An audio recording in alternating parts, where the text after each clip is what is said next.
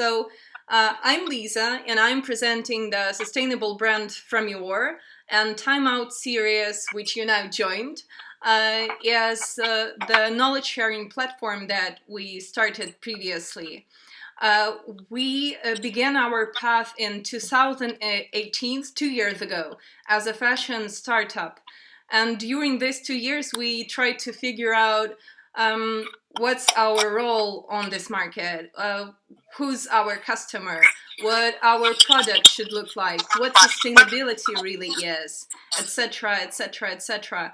And during these 2 years, we've been in so many places and meet so different people with a very diverse background and experience, and they helped us to become who we are now. So we thought that it could be a nice idea to share the knowledge that we have now with people who are interested in the topic or maybe are starting their own creative project now. So Timeout Series is a knowledge sharing platform which is created with the help of our friends and partners that we met during these 2 years. And this is the Timeout Series number 2 with our dearest guest, Margaret. Margaret became our mentor on the Worst Partnership program last year. But besides the mentoring, she has the plenty of experience in color, fashion, marketing, even architecture, etc., etc. And I think that we should definitely have her on this series. So before giving the word to Margaret, I would like to kindly ask all of you to mute yourself during the lecture. If you're comfortable with it, you can leave your cameras on. It's always nice to see somebody, someone of participants joining or waving hello, etc. If you have any comment or question, please leave it in the comment section. You can reach it in the right corner up there. There is a small logo with the message, so type it there and leave it. We will have a Q&A session after this lecture ends. To mute yourself, there is a small icon with the mic on your screen, so you can tap it and mute yourself during the lecture.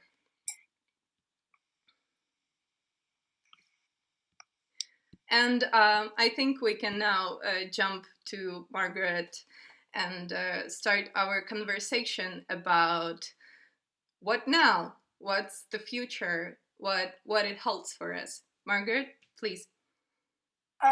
Thank you very much for asking me. It's a great honor to be on this webinar today, and I would just like to share some of the thoughts that I have on what's next, because we are all asking ourselves this question: how are we going to go on now?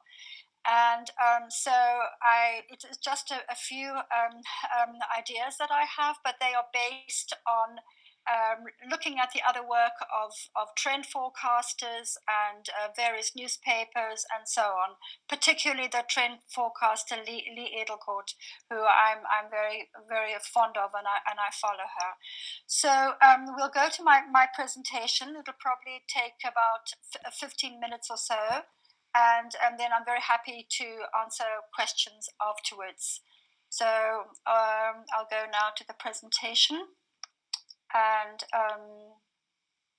first of all, I have to, you see, do you have my presentation now? Can you see it? Not yet. Okay. Okay, just one moment. I am trying to. Okay.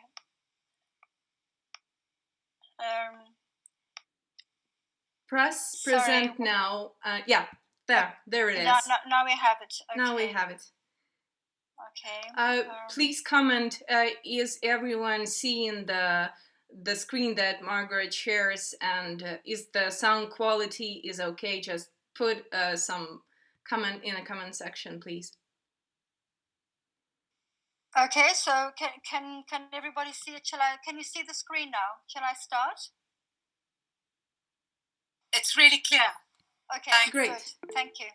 Great. Okay, so we've all been thinking, what do we do now? So I thought we'd look at a few of the possibilities. And the first thing is actually it's not a question of how long will this present situation last, but rather how quickly we can how quickly we will be able to adapt to it. And of course, the quicker we adapt, then we will be able to decide how we're going to reinvent society. And unfortunately, there's no start date, or it's not like it's been the end of a war and then peace is signed. So there's no date on which to start, and we probably feel that we're waiting for something to happen or for somebody to tell us to keep going, to start doing something. But in fact, we have to start this ourselves, and we've never done something like this. We've never sort of individually initiated something so major. So I think this is something to really think about and not to be afraid of, because we all are about to be doing this now.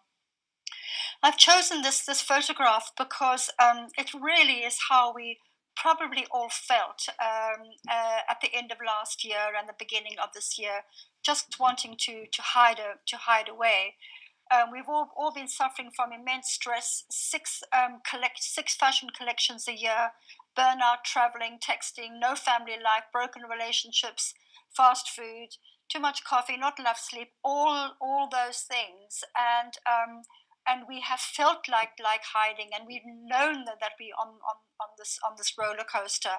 So it's something that we have been aware of for a long time, which we know about. And this has been reflected to us in fashion. Victor and Rolf had their couture collection in spring of 2019, and their collection went absolutely viral because they reflected how we feel about things. So this girl has this has sorry I'm sorry I'm late. I didn't want to come. And this is really sums up how many of us have been feeling, going to those endless meetings and just not wanting to do things anymore. And here are a few more images from his collection. The one on the left hand side is "Trust me, I'm a liar."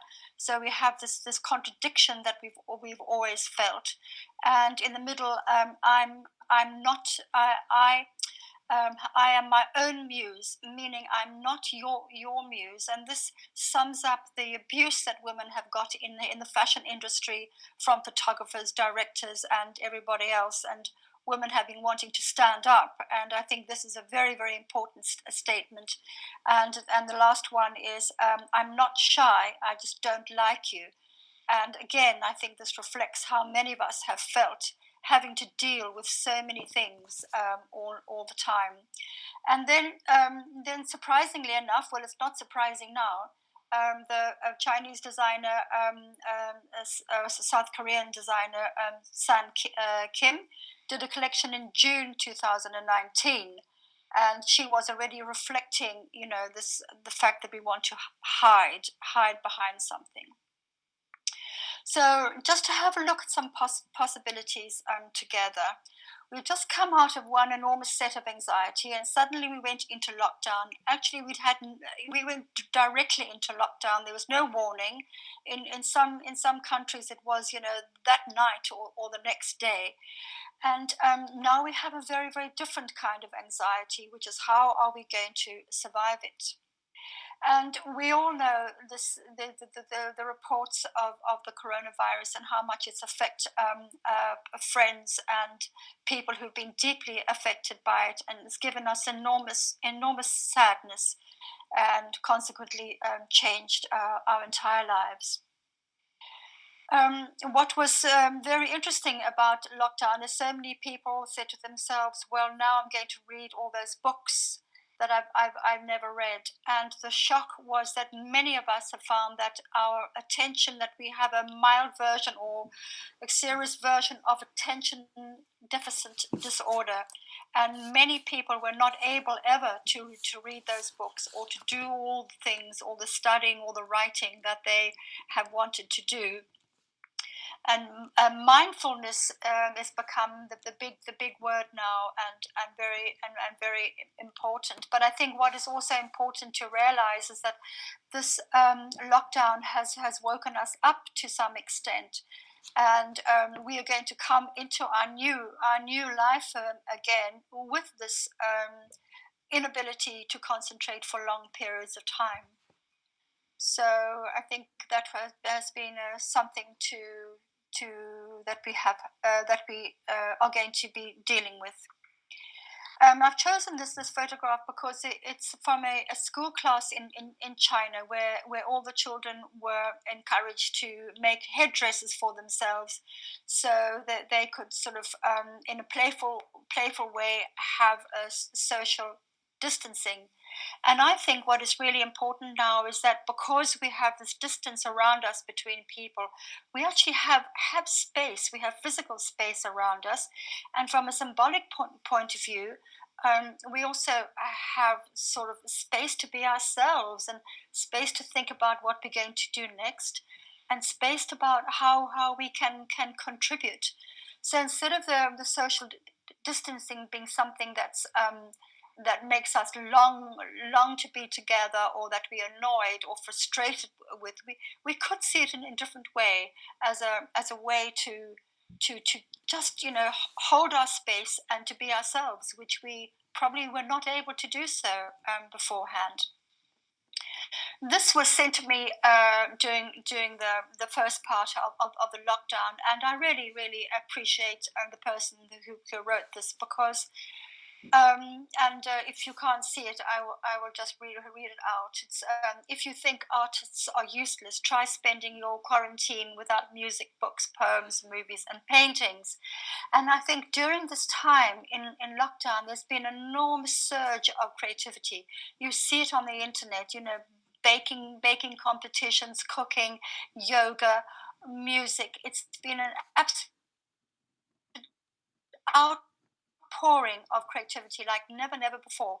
And all those people who are too jammed up with their job, they started to be creative again. And I see this as immensely positive, and a huge creative power that we have now. Creative people are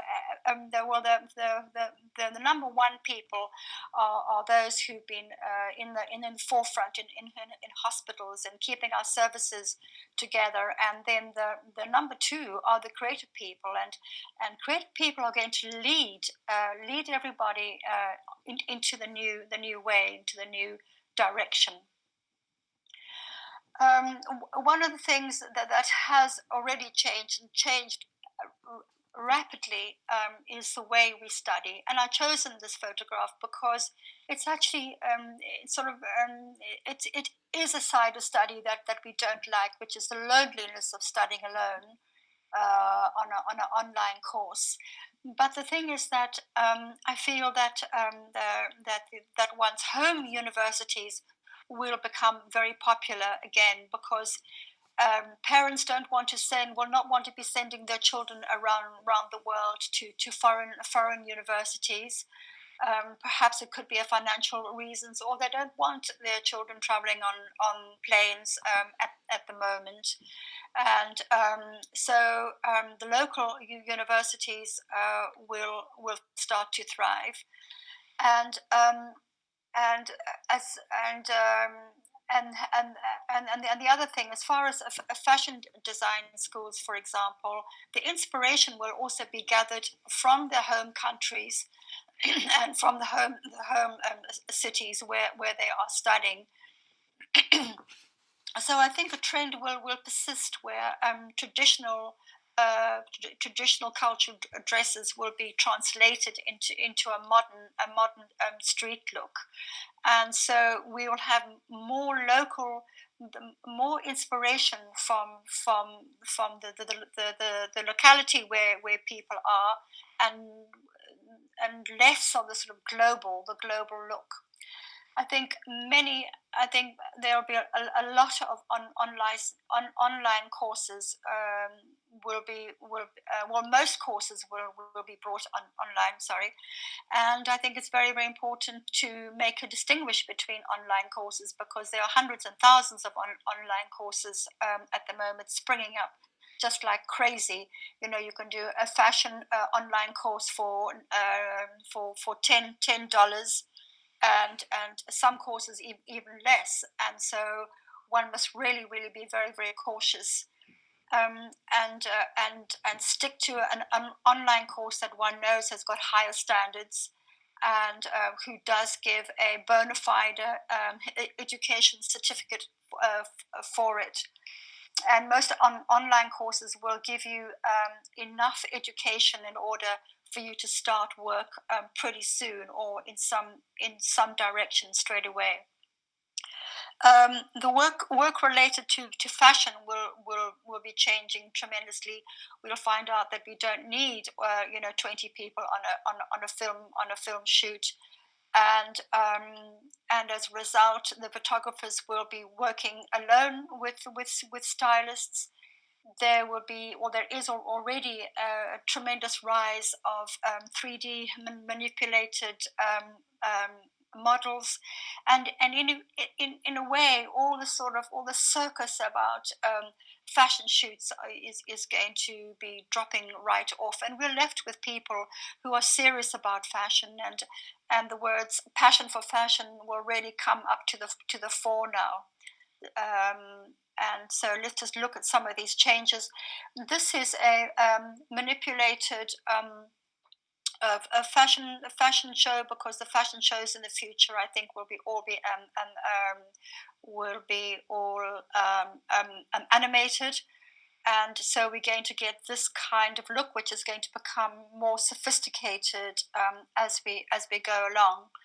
And for example, there's a model company who is providing remote fashion shoots, which allows the clients to produce really professional shots, or else they will send the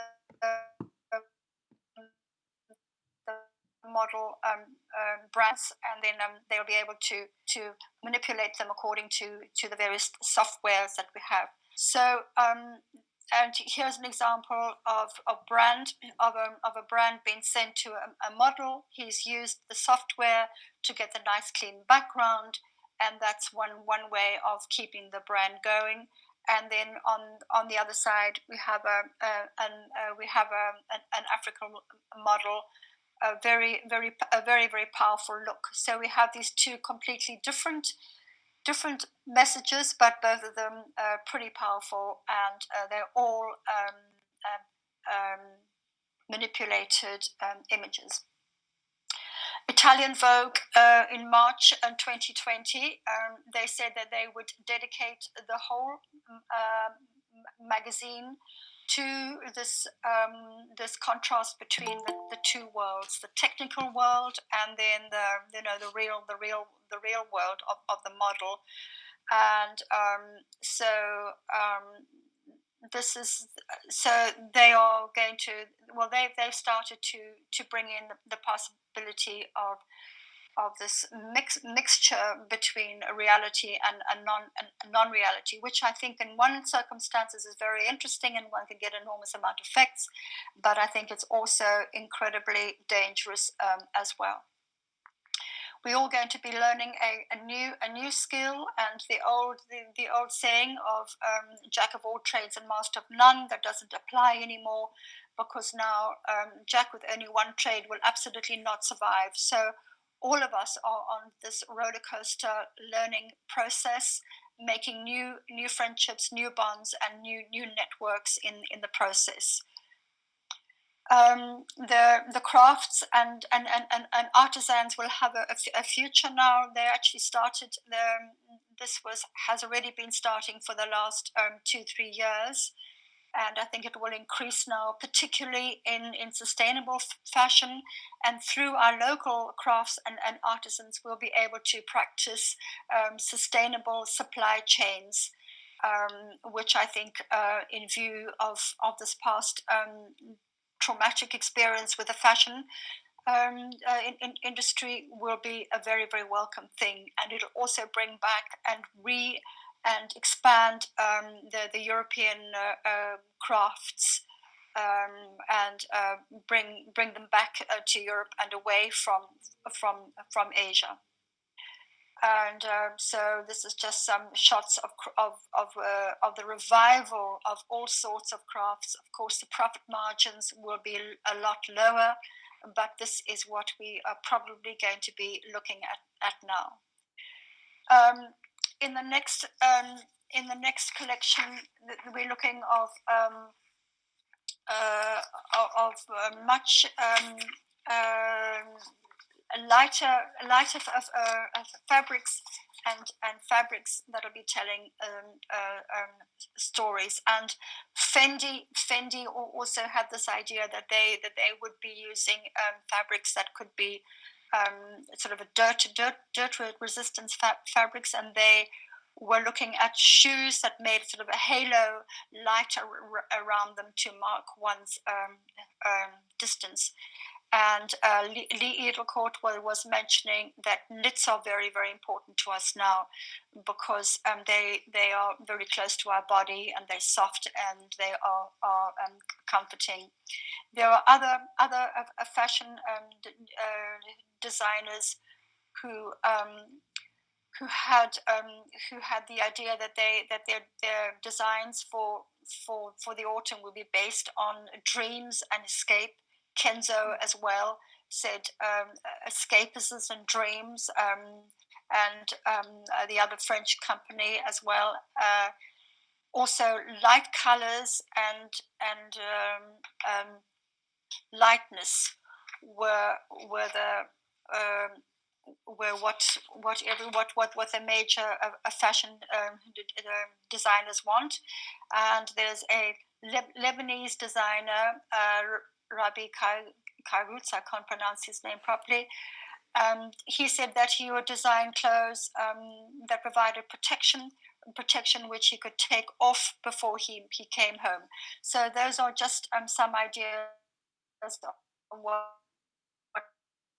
fashion designers are already designing right now, and how this will materialize, we'll soon see. Social distancing should also be seen as to how people see you from a distance. Are you going to be just a blob on the horizon, or will you have a special form? How are you going to mask yourself? How will you dress? What part of you are you going to display, and what part of you will you keep secret? So it's a whole new language will evolve about social distancing and how we can present ourselves to other people. Face and head masks will be our new expression, and they're already popping up all over the internet. Different ways to keep ourselves private and healthy and protect us, but also we need to be interesting, and it needs to say something about ourselves too.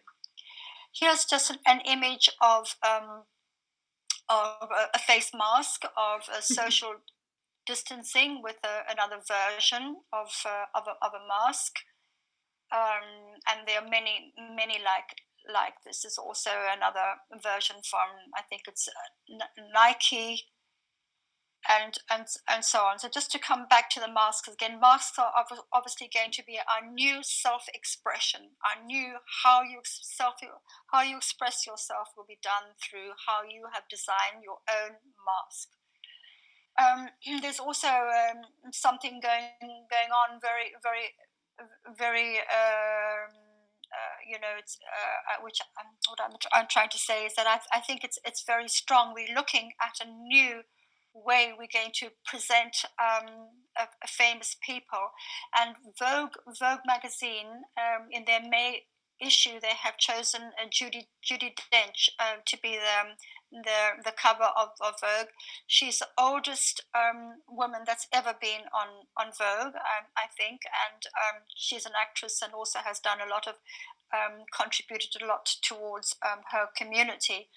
So I'm bringing this up because the Vanity Fair in March put this young doctor from Italy on their cover, and my question is that could this be the beginning of fashion magazines and the media actually celebrating people who contribute to the community rather than the hollow, empty consumer driven celebrity culture of the past. Or maybe it'll be a mix of both. But I do think this is very important, and I was so happy to see this starting to emerge.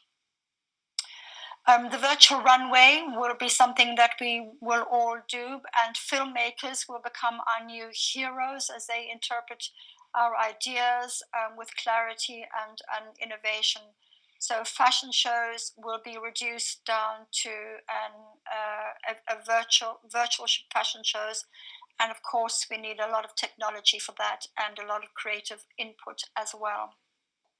Innovative textiles are always the textiles are always been improved on and innovated, especially in the sustainability side of textiles, and it's very interesting the way textiles also can connect us to our culture, and it's actually a blueprint of our culture.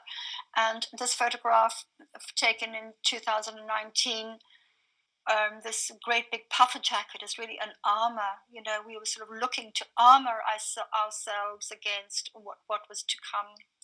And then once again, as I mentioned before, that knits are going to become very important, especially sustainable knits, because of their softness and their warmth, and they hug our bodies so nicely and connect to us. There are other innovative materials. There's a spider silk that's made in the lab. It's biodegradable and breathable for multiple uses. There are hundreds of textiles or fabrics like this that are going to be used. And this is quite interesting. This is a fabric made from rubber bands, all sewn or knitted together. And then, what I want to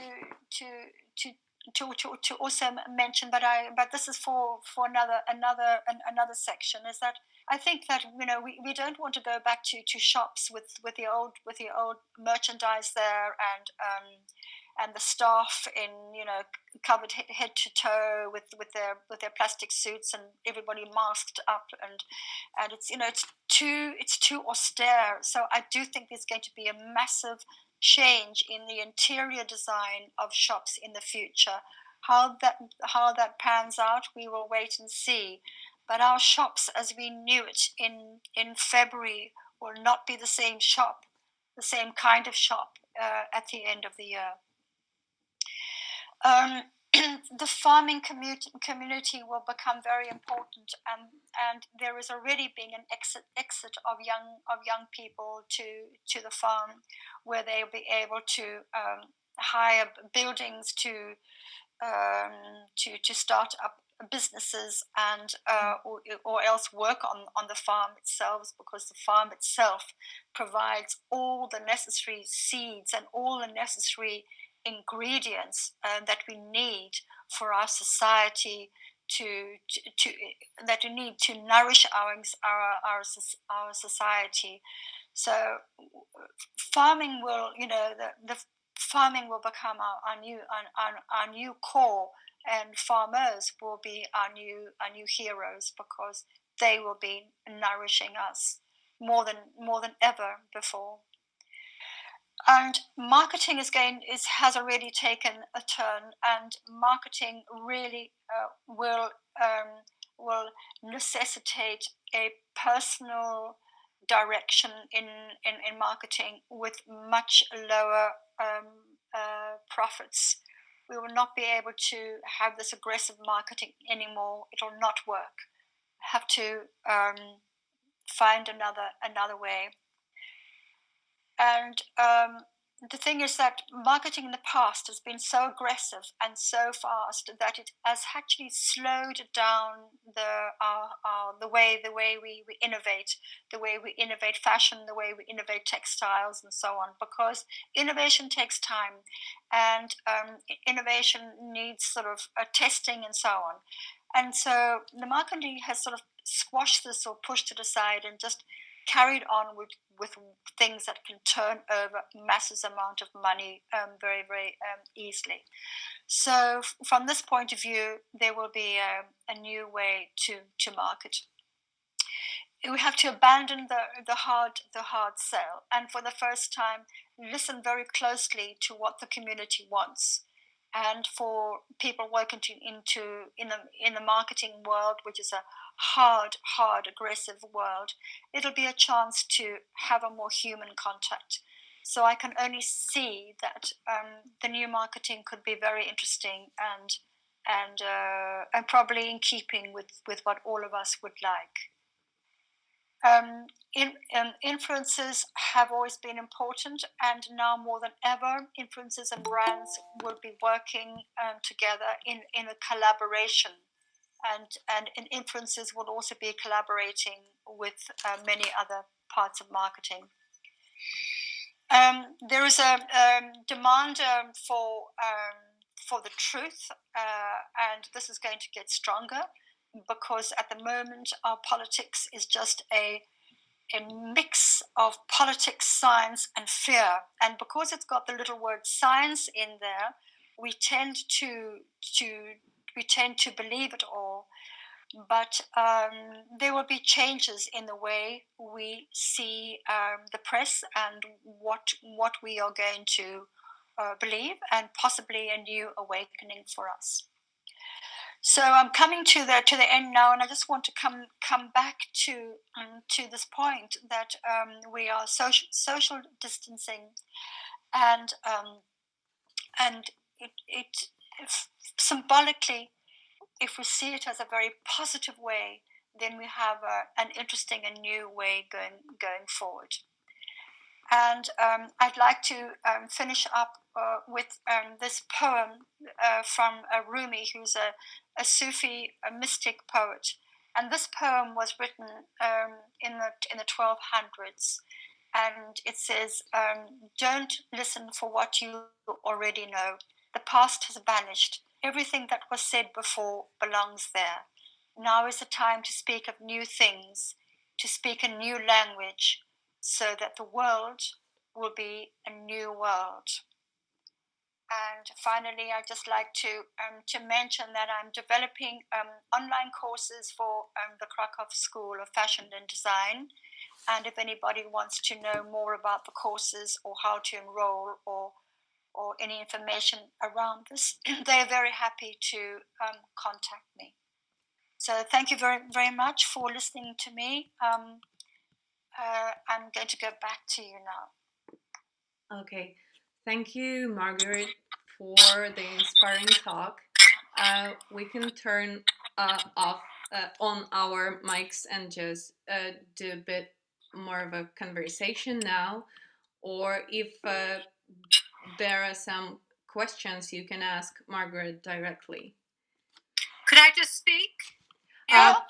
Hi, Margaret. Hi.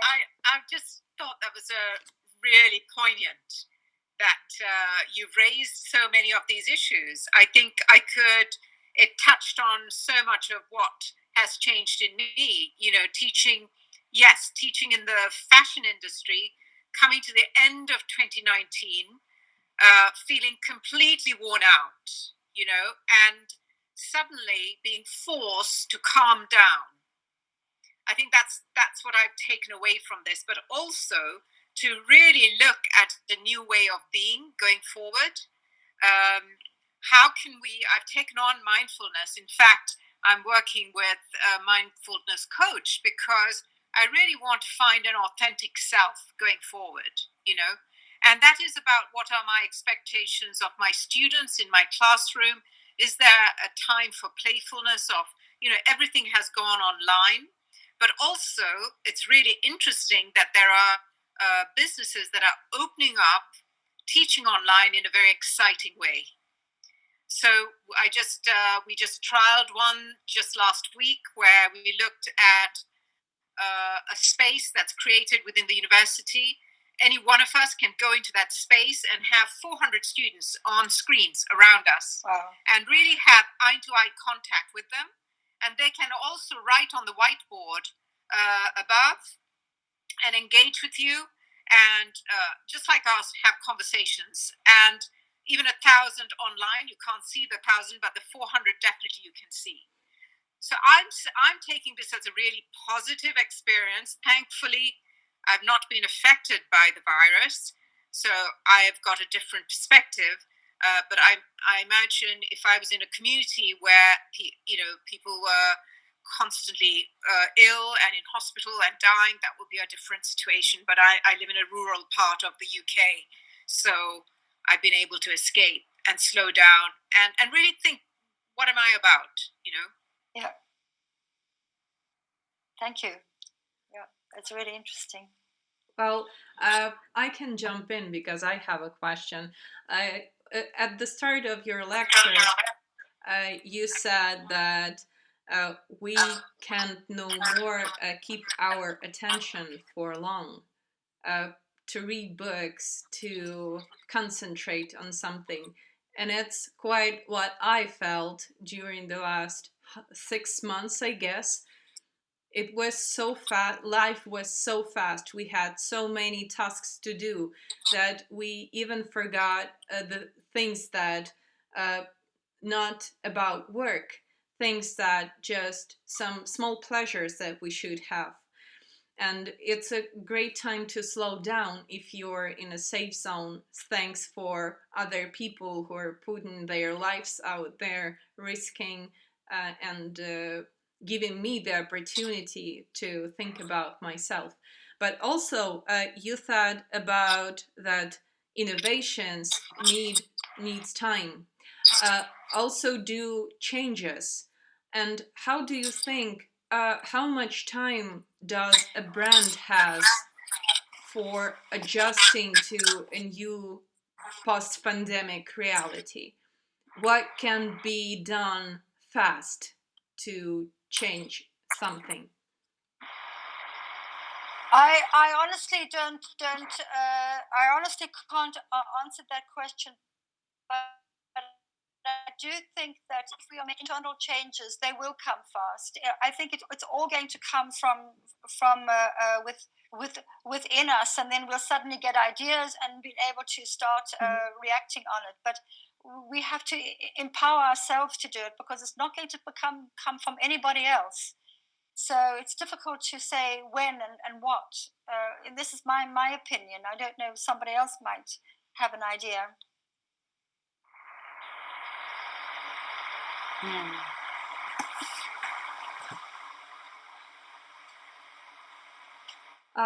Well, okay, as everyone else is being silent, I have one more question to you. How do you think how this lockdown and pandemic would affect the creative projects that you've been working with previously? Like, what types of creative projects do you think we should wait for? What are they gonna be about? Well, I think that all our present creative projects might possibly be altered slightly and redesigned in some way. But I mean, there are many people who are doing a further research on fabrics. I think for the fashion department, I think it's one of the main things to get a supply chain going, and so that would be one creative aspect, and of course a brand new way to market. Those two, I think, would get help to get the fashion going again. But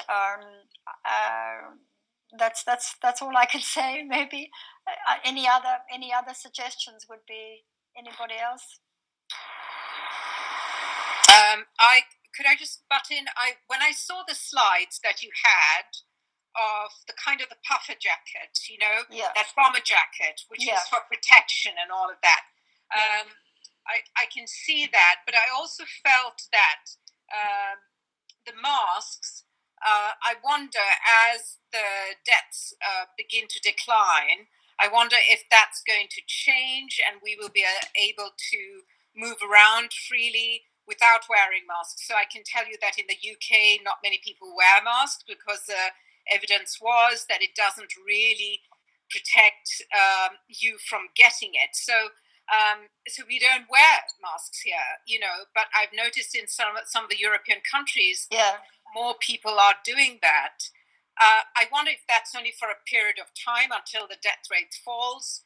I hope that the innovations that happen, like the example of the spider silk, will be biodegradable, they will be compostable. This won't be more use of petrochemicals in the making of it. Yeah. So that's my hope, actually, going forward. Yeah. Yes. But I also... and I think I think it's happening now. I mean, people are doing that now already, if they can do work, Margie, can you hear me? Yes. Yes, I love the way that you related to the fact that everything's going to become more internal and local. I think it's such an important thing, instead of always just importing from China or even the foodstuffs and just everything. I think it's so good that each country becomes more self-sustaining. Like, I'm in Kenya right now, and I've been fortunate to have met a person who does beadwork and leatherwork. And we've just designed an amazing new kind of a shopping basket. And, just the whole process has been so inspiring to actually be with people like artisans. And think artisan is going to be such a treasure for the future. Those people are really the kind of the creative meat that is interwoven in our society that's actually been discarded since industrialization. And even just the atmosphere in the workshop of all of the women who are beading and designing the baskets, and then coming to a final product, there's so much satisfaction. And then me being the person who's attached to the first world, I can then sell their products in order to keep these people going. So for me, it's become a big wake up in that people who are in the first world can support the artisans all over the world by choosing to spend their money on stuff that's more handmade rather than plastic crap that comes from China. Yeah. Yes. And I think that people like you, I think there'll be more and more people like you who will be wanting to do that. So I think I think it's just so important that the artisans get supported no matter what they do. Like people who make the silk and the people. There's a huge body of artisans that have actually been put aside, for the kind of the cheaper products and things. And I think people are really moving towards more self-sustaining products. And I think that's the fantastic thing. This whole shutdown and close down, I think people are really starting to think more and more clearly about supporting just the whole trend back towards a more natural way of life again. Decentralizing the cities, going out into the countryside, going back into the farm life, and actually, instead of looking down upon the farmer, to actually really have high regard, for the farmer. I think the attitude towards people's work, just the fact that we need to actually really treasure the people who are doing the farming and the artisans instead of putting them further down the kind of the hierarchy. Yeah. Sorry I don't know for what it's like. interrupting, Can I but just ask you? what kind of work do you do? Sorry, I interrupted. Go ahead. I was just wondering, what kind of work do you do, Aruna? Right? What kind of work do I do? Yeah. What are you doing? Well, I've been kind of footloose and fancy free for the last about 3 years, and I've been doing a lot of traveling. But within my traveling, I've been learning how to spend time wisely. I mean, my big kind of motto these days is spend time wisely. And I've been doing things like I've started juggling with kids in the neighborhood.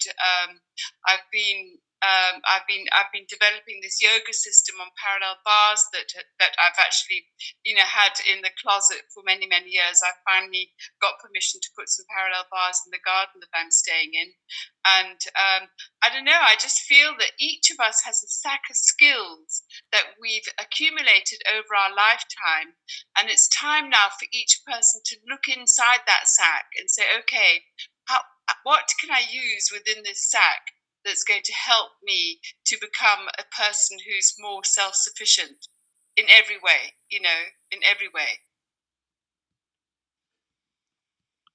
Got it. Thanks. Dr. Bartlett, you wanted to ask something.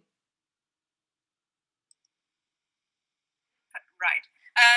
One of the things that struck me that both Aruna and Margaret mentioned was about the food industry.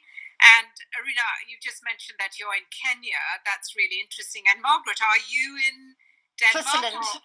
In Switzerland, okay. Yeah. So the farms here have got a lot of good publicity, and we've been amazed at all the flour that we've been able to get. People are baking much more. There's vegetables that we can get from the farmers, and we've been supporting local shops that have been staying afloat at this time and buying from them to keep them in business. Yeah. So there's been a real sense of community in this time, and I wonder, have you felt that in Switzerland and Kenya as well? Yes. So there's actually been a significant rise of people buying from farms and organic food, quite as significant, and this is going to continue now. The only problem is that the organic food in Switzerland is actually much more expensive. But I think, of course, there's going to be a leveling at some stage about this. The more people that buy, the less expensive it'll be, and so on. And Aruna, what about you in Kenya? I imagine it's I can't imagine what it's like. There's probably a lot of organic food out there. Do you find?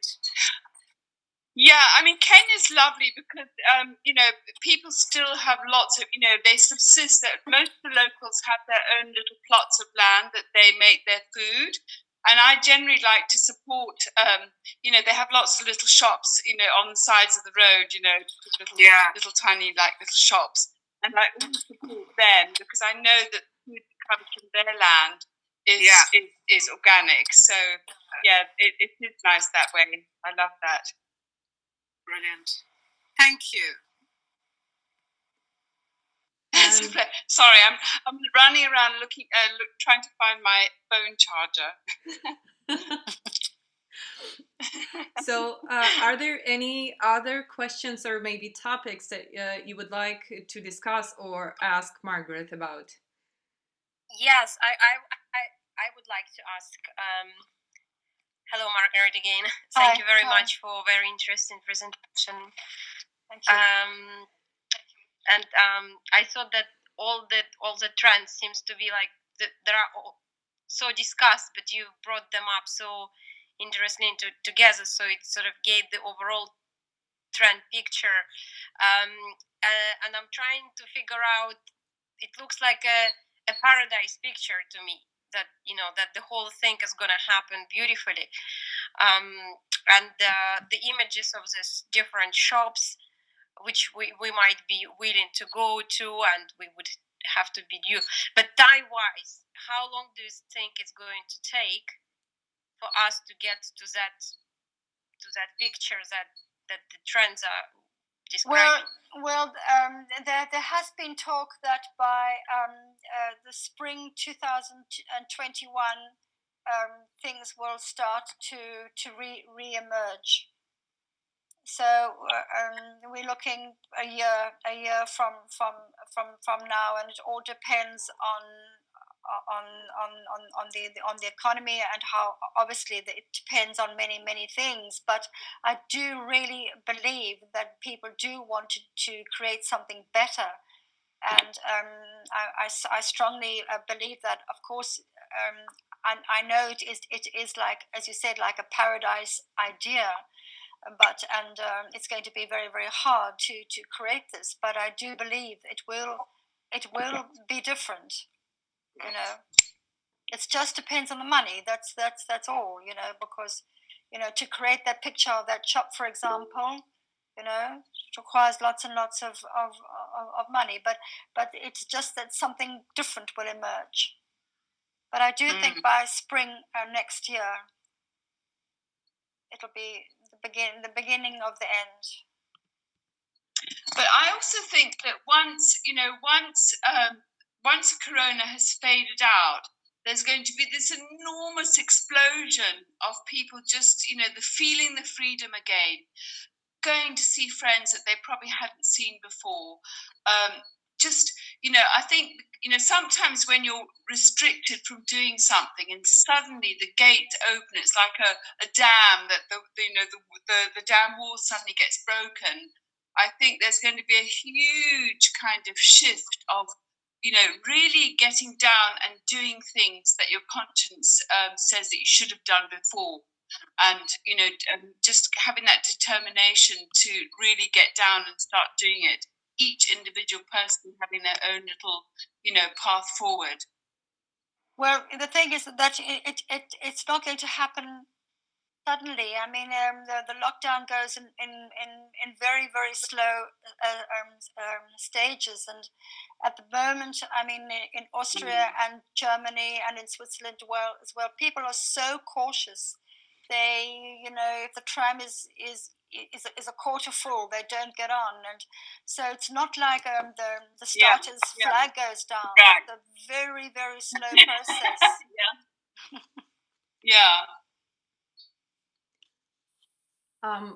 Okay. It's so like a rainy day, we have a new comment saying that thank you for your really interesting presentation and change and hope. And one of our viewers, Dr. Savitri Bartlett, who's actually gonna lead the lecture on Monday about biomimicry and how nature fuels innovations in sustainability. So you can check our social media pages for more about this lecture. And is there any other comments or questions here? So we're a bit limited in time, so we should just wrap this up a bit. I wanted to say sort of related just to the question, because we keep on seeing the news, and as soon as the lockdown is lessened, we see queues in Zara shop again, people queuing with masks, and they're happy to queue because they feel like finally they're ready to spend even more, because they feel like they didn't spend for so much long time. And they need to treat themselves, and they feel like they've been so good without spending that it's like finally they can do it. next shop, once they opened it online, they had to close it within 3 hours because the amount of orders they received was enormous. They couldn't cope with it. So I really wonder what is the honest pictures that we are going to face as opposed to wishful pictures that we all so long into.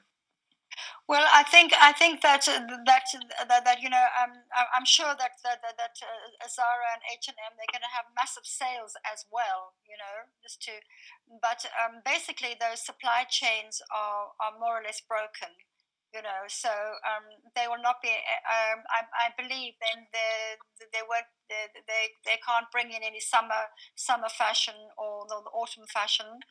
So there's going to be there has been a slowdown in the supply chain. So we'll have to see in about 3 months' time what the effects of this broken supply chain is.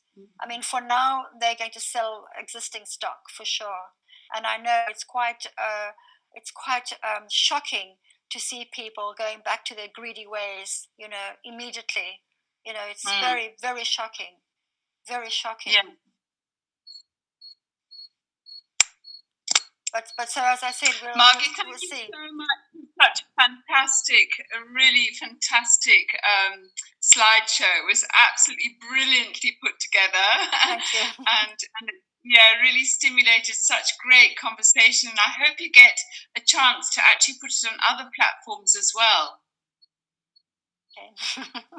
All right. Thank you very much. Thank you very much to everyone, to Margaret, for participating in this timeout series. I invite you to join us on our next lives, and you can check our social media pages for more. And just be safe, be well, and see you online